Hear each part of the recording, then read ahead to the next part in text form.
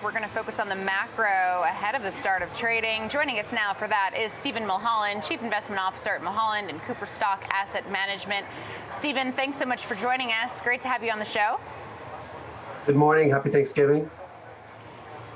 Happy Thanksgiving Eve, I guess, to you as well. Before we actually talk about the Fed's next moves and really the macro picture, I want to get your thoughts on the markets heading into the holidays. Is this a rally that you look at as durable, as sustainable heading into year end? So good question. And I don't want to start with a bad premonition. And I'm not saying this market is like 2008, but when the Fed paused in 2007, the S&P 500 rose 20 to 30% before the great financial crisis happened. So the S&P is almost positive, about positive since the Fed looks like they have paused. It's been about 4 months since the last pause, but it is not necessarily a good omen. All right, tell us about the Federal Reserve Mistake Index. What is that telling you? And does the market have it wrong that the Fed is done hiking? I hope when people Google the Fed mistake in the index, they'll find our name attached to it. My brother actually came up with the term. I think it's very handy. Jeffrey Gundlach said that the Federal Reserve effectively follows the 2-year Treasury yield. That was part of the genesis for the Fed mistake index, which is what is the effective federal funds rate minus the 2-year Treasury rate, 2-year Treasury yield. And thank you for putting the graph on the screen. What you see in the start of 2022 was that the 2-year Treasury yield was a whole 200 basis points or 2% higher than the Federal Reserve. It was screaming at the Fed to raise rates. There were a lot of people on your show, on other shows, saying the Fed is behind the curve. This is what they mean. And to go back to the great financial crisis analogy, you see something similar starting in about 2005 and 6. What happened next? Well, the Fed rose rates to catch up. What happened before the 2001 recession, the 2008 recession, and eerily what happened recently is then the Fed went too far, further than the market thinks. Typically, when the Fed funds index gets to plus 100 or more, the Fed starts cutting. We actually breached that zone a month or so ago. And today it sits about 45 basis points. I do not think the market is wrong. I think next year, much like Bill Gross and Jeffrey Gundlach think, the Fed will be cutting rates. What makes you think that? Is it because you think that this economy isn't as resilient as the data has really been showing, and you think that the Fed is going to have to cut rates because a recession actually might be in the cards? Because the latest minutes really showed that FOMC members think rates need to be at least high for longer. And they certainly need to keep talking that way to restore their credibility. While we're not on recession watch, and we don't think one has begun, or we're necessarily Wile E. Coyote almost off the cliff, if you look at the leading edge data, it's definitely slowing down. If any if any rate hiking cycle was going to behave differently, we think it's the one post-COVID. You know, all sort of bets are off. The interest rate hiking cycle was well telegraphed by the Fed. So most corporations intelligently refinanced ahead of the rate hike cycle. Most homeowners have locked in rates of 3%. So they're totally, and all the homeowners that own their homes outright. So there's a lot of delays, and it surprised the Fed and a lot of market watchers that the economy's held up as well as it has. But with home equity line of credit rates this high, I'm sure we all know people that are postponing the big backyard remodel. New home construction will eventually slow, the most important leading indicator of the economy. We're hearing from Walmart, Best Buy. Best Buy just yesterday said consumers are delaying expensive purchases like cell phones and laptops. So it eventually will bite. It's often surprising, and there's definitely an element of psychology. So far, the market's still driven by humans, even when they rely on their computers and data tools, and we're emotional. It's hard to predict once the psychology changes. But if you look at political polls, people are still pretty downbeat of the lingering impacts of inflation. So I'm trusting the market here. I think it's smarter than I am, but it's definitely to connect the two thoughts and to your question, it's definitely indicating and maybe picking up on some leading indicators that the economy should slow next year. So the big question is, will the Fed be cutting rates a quarter point, half a point, and we have a soft landing, or similar to the 1989, 1995 scenarios? Or will we have more of a recession, and how deep, and then the Fed will be cutting further? That I don't know, but I think it's a pretty safe bet the market's right and rates will come down next year, which has implications for all of our viewers, professional and otherwise, about what to do with the bond duration of their portfolios.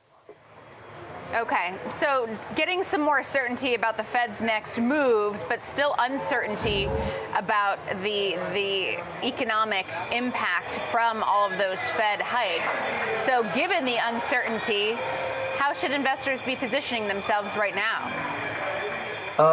Easy points in the market this year was to be really short in duration. Since the Feds announced their Fed hiking cycle at the end of 2021, long duration bonds like IEF 7 to 10 year treasuries are down about 15%, where if you own treasury bills, you were making 5% plus, risk-free, state income tax-free with no volatility. That situation has now changed, where that short-term yield, if it starts to come down, will both hurt investors that have money, and a lot of us do, in money market funds, in the bank, and short-term treasury bills, and it'll also create price appreciation for longer duration bonds. So the benchmark index, it's changed names a lot. What used to be the Lehman Brothers aggregate, now the Bloomberg aggregate. The duration of the AGG is 6. So if investors had shorter duration than 6, they were getting a benefit. That'll probably turn into a detriment. If you think about an investor with 50-50 stocks and bonds, if the Fed cuts 1% or 2, now the ag investor or an investor with a 5 or 6 duration portfolio can expect 5 or 10% price appreciation on top of their 4.5-5% yield. So we definitely think it definitely depends on who the investor is and what their time horizon is. But for the first time, and the trends on long-term bonds just flipped positive a few days ago. And the IEF or 7 to 10 treasuries are actually up 1% in price appreciation since then. We think that's a preview of what's to come. So whether you're an investment advisor or do-it-yourself investor looking at extending your duration, now is a great time. Don't let the opportunity pass you by. All right, so a lot of talk about fixed income there. Are bonds a better place to be than stocks right now? They're a great balance to stocks. Stocks have done in '89 when the Fed cut rates, stocks did incredibly well. And there was a slight recession in 1990, but the stocks still did well. In 1995, when the Fed cut rates, stocks still did well. '01 and '08 they didn't. 2020 and COVID they did well. We don't know. The trends of the stock market are still very strong, while the market looks a little expensive. I remember buying Microsoft at 8 times earnings in 2012. It's over 30 today. And maybe that's deserved, but it's a different risk return proposition. To your question, it's never made more sense to have a balanced portfolio. You definitely want to have some stocks in case the market continues to do well and the trends stay positive. But the bonds, we're finally back in the good old days where if rates fall because the economy softens and stocks go down, bonds should go up. So that's really wonderful in investor portfolios. And for years, we were talking about what happens when bonds and stocks move in the same direction. We're finally back in that really wonderful relationship. So I would say a balanced portfolio, definitely not a zero exposure to stocks, and generally 50-50 is not a bad place to be. Okay, so 50-50, but in terms of that 50 that's invested in equities, where would you be comfortable buying right now? Are you looking for value at this point, given how far some of these tech companies have run, or are you looking for continued leadership in the winners so far in 2023? Good question. I'm a value-oriented investor philosophically, but I have to wave the white flag and say, it's pretty hard to ignore the power of the big tech companies today. Big ones like Facebook don't have an unreasonable valuation.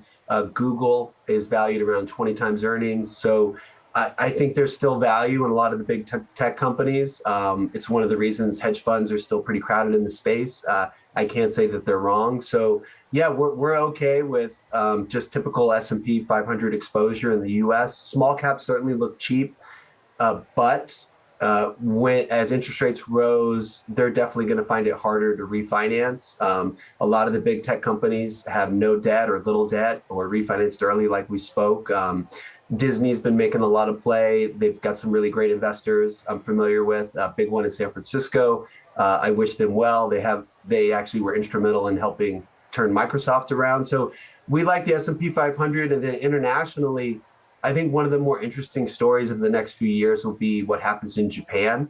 The Japan yen has fallen a lot against the US dollar. So if you look at the Japanese index in Japanese yen in hedge terms, the local market's up 40%, where if you look currency hedged, it's about 18. That's quite a discrepancy. And now that Japan has its first inflation in a long time, up to around 3%, will all the Japanese savers switch from owning bonds in a deflationary environment to join that momentum and start to own stocks more? And that has implications also beyond the Japanese stock market for US Treasuries, because Japanese savers are one of the two biggest buyers of US Treasuries. So I'm very interested to see if the strength in Japan continues in the next few years. All things to keep on our radar. We really appreciate that. Stephen Mulholland, Chief Investment Officer of Mulholland Cooper Stock Asset Management. Thank you so much for your picks and your insights. Really appreciate it. Thank you. Happy Thanksgiving again.